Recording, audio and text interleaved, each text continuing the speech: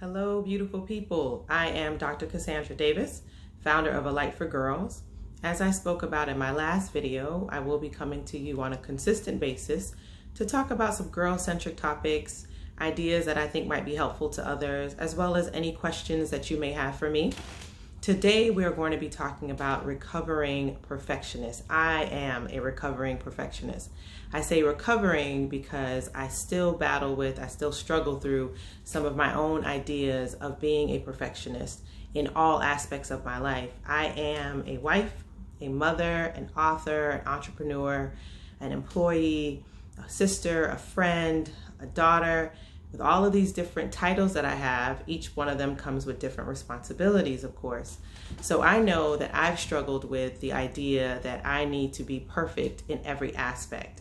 And I finally decided years ago that I couldn't keep it up anymore, that I had to make sure I changed some of my rules, some of my guidelines, so that I can better serve myself, so that I can better serve other people.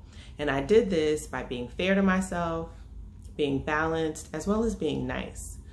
Years ago, I was on the church committee, I was on the task force, I was having my girls groups, of course I worked with the family business, I had all of these different roles. And eventually these roles just drove me to a point where I couldn't take it anymore. I felt like I couldn't breathe.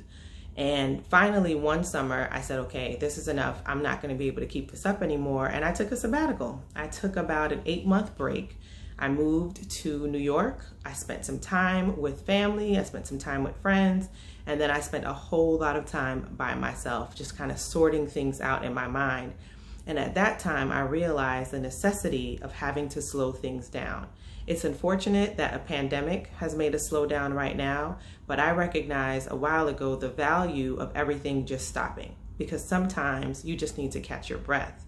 And I often have to remind myself that while I have all of these titles still in my current life, I don't have to do all of them simultaneously. Everything does not have to happen now.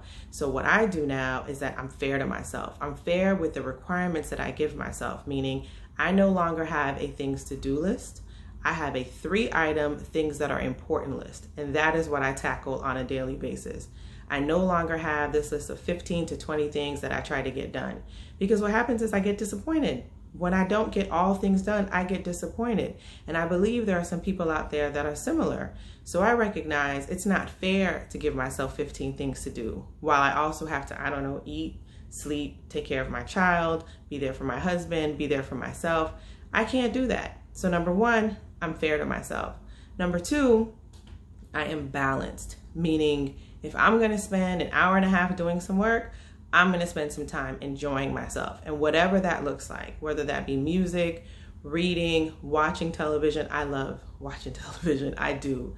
And I can just sit there because I don't have to think. A lot of times I'm just watching things because it's entertaining and I don't have to think, and I need that sometimes. My brain is going most of the day. So sometimes I just need a minute. So I make sure that I'm balanced. Lastly, I am nice to myself. I think sometimes as women, we do so many things flawlessly. We do so many things that look like we don't put a lot of effort into it, that people think, oh, that's easy, she's got it done, she can take care of it, when in fact, no, we are struggling. We are struggling. I know I often had this thought of myself like pulling or pushing this huge boulder up a mountain and just feeling like I was never going to get it there, until I really started practicing some of the things that I'm talking about right now, being balanced, being fair. And then I just realized, you know what? You need to be nice to yourself. You're not being fair to yourself when you say, oh, you didn't get this done, so you're a failure. Or you didn't accomplish this by this amount of time, so you're a failure. And I was like, that's not nice.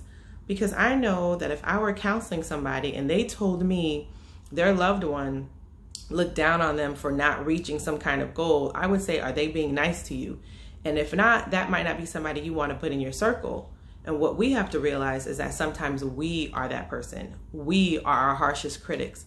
And at times it is too much. I know that sometimes our moms are pushing our daughters and we're saying, you know what, for instance, you can go ahead and take your 6 AP classes your junior year because we want you to go to a good college, because we know that's going to affect your future. And I understand that. Absolutely, I believe we all need options. However, these options should not be at the sake of her sanity. It is not fair to have these requirements. Everybody can't be Superwoman. I know I no longer want to be Superwoman. I don't want that cape. Nor do I want to give that cape to my daughter or the young people that I support, because it's heavy. It is absolutely heavy. At this time in my life, I recognize I am only competing against myself. And I would say that to you. You are competing against yourself. Only you have to decide what you want to do. Only you have to decide what the pace is, not what society tells you, not what your friends tell you, not what your family tells you. You have to sit down and have a long conversation with yourself about what you want. Because sometimes keeping up with everybody else causes us to lose our minds. And that's not fair to you, nor is it fair to the people that love you, to the people that want to see you do well. So I wanted to make sure I spent this time sharing this information with you, because I know these are the thoughts that are going through my mind while I'm spending this time in this pandemic, about what can I accomplish, what can I do? And then I do have to remind myself, again, as a recovering perfectionist, that I have to be fair, I have to be balanced, and I have to be nice. And I hope that you are also doing these things. So again, wanted to share these thoughts with you. I hope they're helpful. My name is Dr. Cassandra Davis. I am the founder of A Light for Girls. I'm doing daily work for generational impact. Have a great day.